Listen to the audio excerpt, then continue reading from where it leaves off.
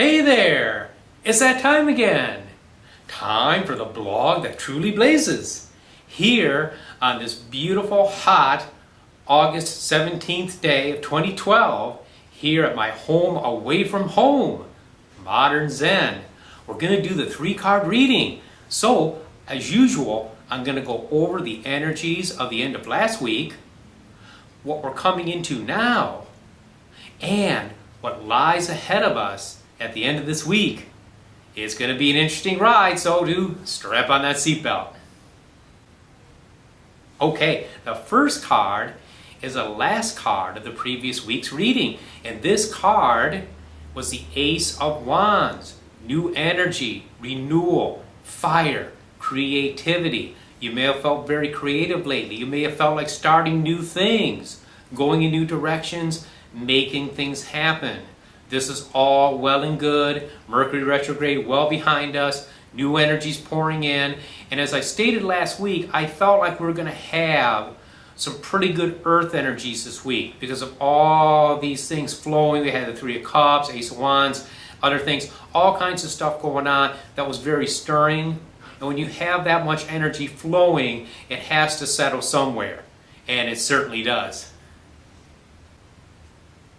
That's right. The next card is an earth card. It is the Hierophant. Taurus.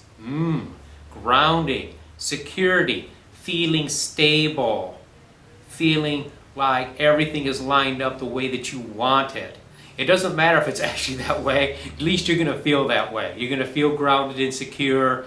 Taurus loves luxury. It loves to feel like it's surrounded with enough or more than enough. And it's like our security issues are something we all have to deal with. And they vary from individual to individual. For some people, if they don't have $5,000 in the bank, they're sweating it. For other people, it could be, a lot less or a much opposite-ended situation. So we're going to be dealing with these issues, but in a positive way. And if you've been trying to manifest something, okay, like you were working hard this last week, you'll probably see that manifestation. Taurus is pulling things together. It's fixed earth, so it's very, very much a grounding energy. All those creative energies from last week, they do get grounded. So the third and final card, what we're going to come into for the end of the week, is the Moon. Now, this sort of stymied me because the Moon is not usually a real positive card. And I looked up astrologically what was going on to try to understand it. And it makes sense in a kind of convoluted way. Next week, the Sun is going to cross over the Royal Star Regulus on the 21st. This star is the heart of the lion, Leo, aligning perfectly with the Sun. So it's going to give us a great deal of inner energy, especially if you have Leo in the chart, like I do. I'm looking forward to this. It's going to give you a lot of inner strength, a great deal of inner energy. And also, Mars is shifting over into Scorpio, where it belongs. It's a very good sign for Mars to be in. It's very stirring, though. Okay, so we're going to be getting in touch with our deeper instincts, and you should listen to those. And that's where the Moon fits in. The crayfish crawling up out of the water represents the unconscious or subconscious becoming conscious. Now, this can be a very powerful experience.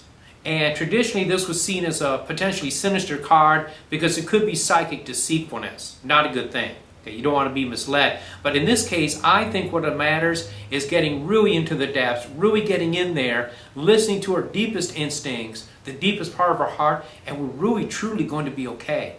So this can be a great time for self-exploration and understanding what makes us tick, what drives and motivates us, and how to really bring that out. We can look at the blockages and we can go ahead and burn those away.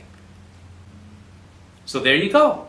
The blog has truly blazed, and you blazed along with it. I appreciate you. I love you.